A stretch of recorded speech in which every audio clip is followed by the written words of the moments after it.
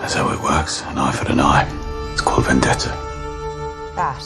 Hello FPL managers, yes, we're back again with another video for the Fantasy Premier League 2021-22 season.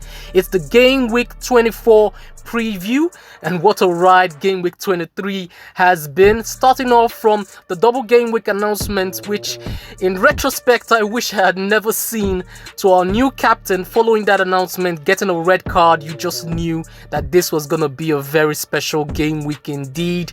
If you're coming across this channel for the first time, please like the video and do a brother this favor and subscribe. We're trying to hit 400 subscribers as soon as possible, so click that red button as well, turn on your notifications, and let's get straight down into business. So on this video, we're going to be checking out Game Week 23 and seeing how well we did following our wild card in Game Week 23. We're also going to be looking at our chip strategy for the rest of the season, exactly when we're going to be using the rest of our chips. I think we're coming into the business end of the season, and a lot of double game weeks coming in, a lot of blanks coming in. So I think this chip strategy is going to help us streamline our thoughts and help us decide exactly when to capitalize on those chips. Okay, we're also going to be looking at our transfer strategy from Game Week 24 all the way to Game Week 29. So if that sounds interesting to you, you can stick around to the end of the video, and I hope that this helps you a lot. Okay, so starting off with our Game Week 23 and how we did. As you remember, we wildcarded in Game Week 23, but we wildcarded before the announcement for the double Game Week in 23 was made. So the video from last week had a different wildcard team with what we went for eventually. So with Watford getting a double, we had to double up on Watford attackers, and we went with King and Dennis. I regret doing that because both players were so terrible. Dennis conniving to get us a red card, even though we put the captain's armband on him. So it wasn't so a good a game week, but it wasn't terrible. At least we got above the average and we got a green arrow, so that was a good one. Laporte coming in with a goal was really nice. De Bruyne with the assist, our initial captain for Game Week 23. I wish I had just left it on him. He came in with an assist, I think, and it's been such a long game week. I don't even remember exactly what some of these players did. I think Jota got an assist, and I think that was it. Ramsdale got a clean sheet, of course, and 2 bonus points, I think.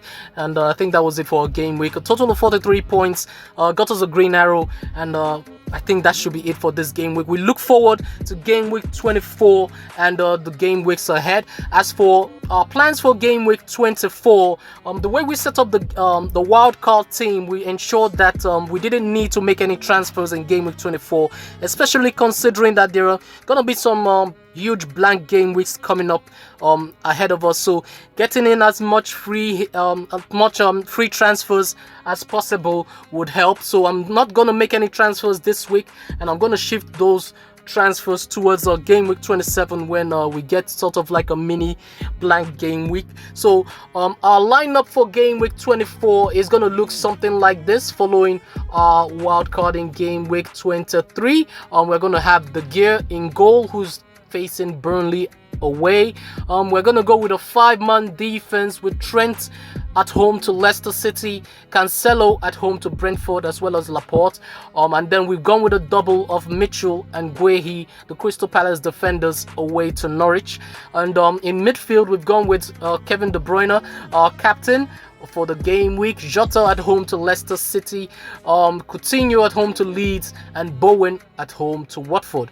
We have the lone striker there, Odsonne-Edouard, away to Norwich. He did very well in the reversed fixture against Norwich at home. He scored a goal and an assist, I think. Did quite well. I'm hoping that he starts this game because a lot of Crystal Palace forwards are back. Eze, Olise is doing very well. Zaha is back from the AFCON, so it's really tricky to know exactly which forward is going to be selected by Patrick Vieira, but I'm hoping that Odsonne-Edouard is that guy. judging by how well he did in the reverse fixture. So let's hope that's the case, and if that's the case, this is the team we're going with for game week 24. No transfers at all, we're rolling the transfer. So this is how the squad is going to be looking for game week 25.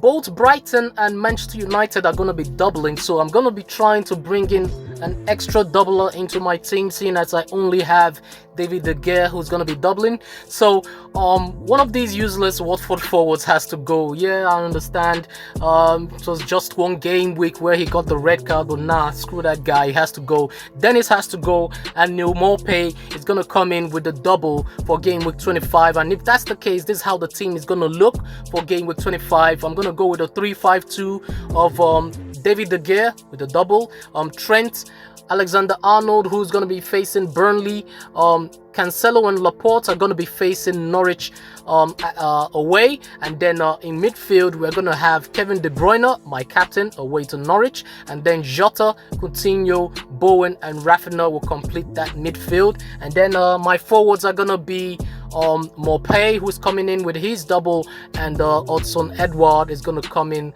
for the Brentford away fixture. So that's going to be my team for game week 25. Just one transfer. I'm saving one transfer for the blank in game week 27, so that one is going to be used in game week 27. So that's the team for game week 25. As for game week 26, that's the double game week. Almost every player is going to be getting a double. A few of my players are going to be having single game weeks, a player like Kevin De Bruyne, and I think that's the game week that's I would want to bring in Mohamed Salah. He's got a double against Norwich and Leeds. So De Bruyne is going to leave in game week 26, and Salah, of course, is going to come in with his double in game week 26. Okay, so I'm going to have a triple up against Norwich in game week 25, another triple up in game week 26 with the Liverpool assets, Trent, Jota and Salah. So my team is going to look like this for game week 26. Ramsdale is going to come back in after his blank in game week 25. He's going to be facing Brentford and Wolves at home, and my defense is gonna be the Crystal Palace defenders are gonna come in, Guehi and Mitchell, as well as Trent with his double also is gonna come in. Rafinha in midfield is also another asset I'm considering, but even though he's got a double, I think Bowen and Coutinho have better fixtures in game week 26. At home to Watford for Coutinho, and at home to Newcastle for Bowen. So he may sit on the bench for game week 26. I'm not 100% sure on that, or the closer we get to that game week, I'll be more certain, because Rafinha is going to be facing Manchester United at home and Liverpool away in game week 26. But as for the rest of the team, Edouard, of course, is going to be one of our forwards. He's going to be facing Chelsea at home and Watford away, and Maupay might be dropping down because he's got a single game week, even though it's against Burnley. And then the Watford player that I've got left, Josh King, is going to be away to Aston Villa and then at home to Crystal Palace. So I'm undecided exactly who that last player is going to be for my team. It's either going to be Rafinha or it's going to be Josh King, and then one of Bowen or Coutinho might drop down from the squad. So the closer we get to it, the more confident I'll be in that lineup for game week 26. There are a lot of doubles. I just have to decide exactly who's best for the team. Okay, so that's how our team is going to look for game week 26. As for game week 27, that's when we use both our free transfers, and we're going to be bringing in two players who have fixtures for that game week. Southampton assets, they're going to be facing Norwich in game week 27. A lot of players I've got are going to be blanking. So Ward-Prowse is someone who is going to be coming in for Jota, who blanks in game week 27, and then Broha might be coming in for Josh King in game week 27 as well. So those are the two transfers that I would be making in game week 27. Of course, it could change the closer we get to it, but for now, these are the players who I think will be best for game week 27. And then in game week 27, this is how the team is gonna line up.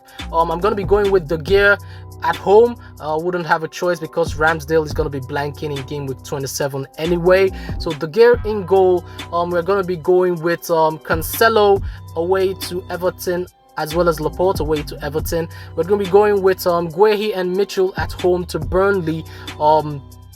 Bowen and Coutinho, of course, are going to start, and then Ward-Prowse and not Salah, Rafinha are going to play game week 27 as part of our midfield. And then in attack, we're going to have Broha and as well as Hudson-Edouard, okay, at home to Burnley. So it's going to be a 4-4-2 in game week 27.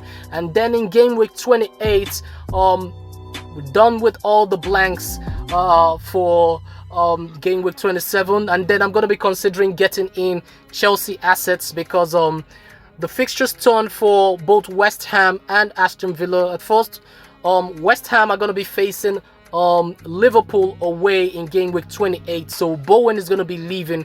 One of Ziyech or Mason Mount is going to be coming in place of Bowen in game week 28. And then in game week 29, Coutinho faces West Ham away, and then his fixtures turn for the worst because he's going to be facing Arsenal, and then Wolves, and then Tottenham, then Liverpool. So Coutinho is going to leave, and then probably a second Chelsea midfielder is going to come in, or I could keep him, and then one of my Crystal Palace defenders are going to leave for Reece James in game week 28.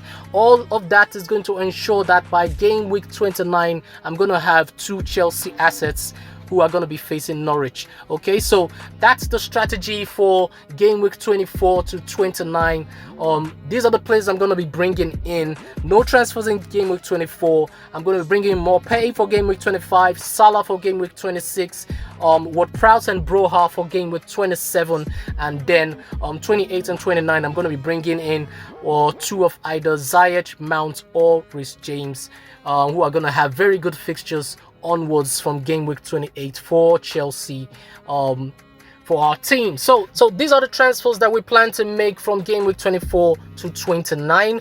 As for our chip strategy, initially I was thinking about bench boosting for game week 25, but considering we're going to have a really big double game week in game week 36, I think I'm going to scrap that idea of bench boosting in game week 25. I'm definitely going to triple captain in game week 26.